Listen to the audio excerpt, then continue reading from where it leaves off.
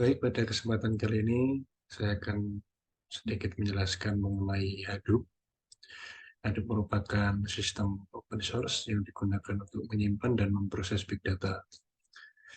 Mari kita jelajahi komponen-komponennya dan manfaat yang ditawarkannya. Mengantar ke Hadoop. Sebelum kita mengetahui lebih lanjut mengenai Hadoop, perlu kita ketahui terlebih dahulu apa itu Hadoop. Hadoop adalah kerangka kerja perangkat lunak yang digunakan untuk mengolah dan menganalisis big data. Lalu mengapa Hadoop itu penting? Hadoop penting dikarenakan Hadoop dapat memungkinkan organisasi untuk menyimpan, mengelola, dan menganalisa volume data yang sangat besar dengan cepat dan efisien. Lalu apa kaitan dari Big Data dan Hadoop? Kita refresh kembali memori kita tentang Big Data, yaitu Big Data merupakan kumpulan data yang sangat besar, di mana sudah tidak dimungkinkan untuk dilakukan pengolahan secara tradisional. Kemudian, apa peran Hadoop dalam Big Data? Nah, dikarenakan Big Data tidak bisa diolah menggunakan cara tradisional, diperlukan alat yang mutakhir untuk mengolah data-data besar tersebut. Hadoop menjadi solusi yang memungkinkan pemrosesan dan analisis data skala besar dengan cara yang efisien dan terdistribusi.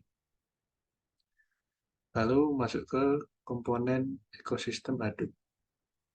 Dibagi menjadi tiga, yaitu HDFS atau Hadoop Distributed File System. HDFS adalah sistem file terdistribusi yang digunakan oleh Hadoop untuk menyimpan data di beberapa node. Kemudian muncul istilah MapReduce. MapReduce adalah model pemrograman yang digunakan oleh Hadoop untuk memproses data secara terdistribusi. Yang terakhir adalah Yarn. Yarn adalah yet another resource negotiator. Adalah komponen yang mengelola alokasi sumber daya dalam ekosistem Hadoop. Hadoop Distributed File System atau yang sering disingkat sebagai HDFS. Sebenarnya apa itu HDFS? Dan apa kegunaan dari HDFS? Kegunaan dari HDFS sendiri adalah sebagai berikut. Satu, dapat menyimpan data skala besar.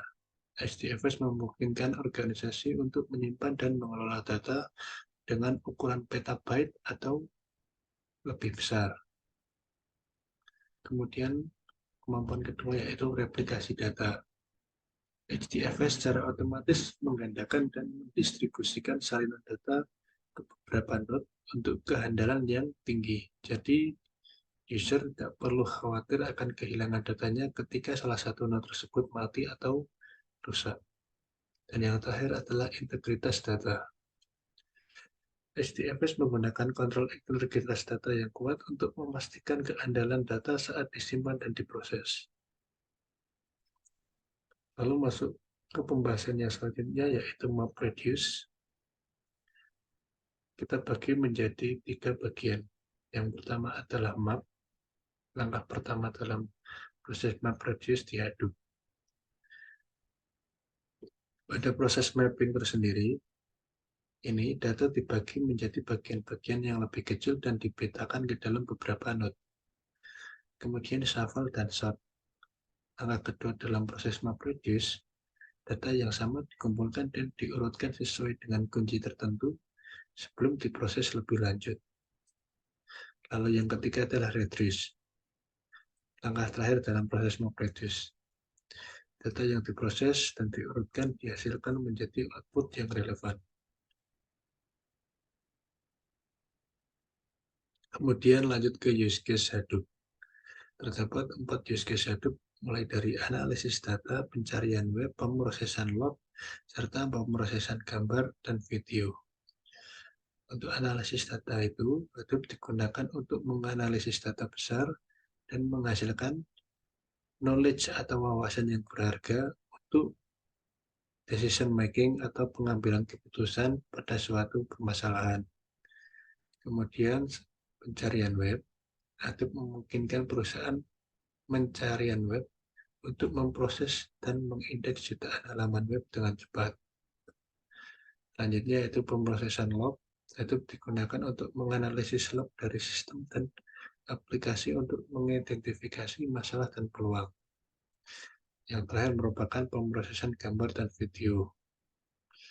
Hadoop dapat digunakan untuk memproses gambar dan video dengan cepat dan efisien, baik untuk tujuan analisis maupun kreatif. Yang terakhir yaitu simpulan. Hadoop adalah kerangka kerja yang kuat dan efisien untuk memproses dan menganalisis big data. Dengan ekosistem yang luas dan fungsionalitas yang komprehensif, Hadoop menjadi kunci untuk melangkah maju dalam era big data.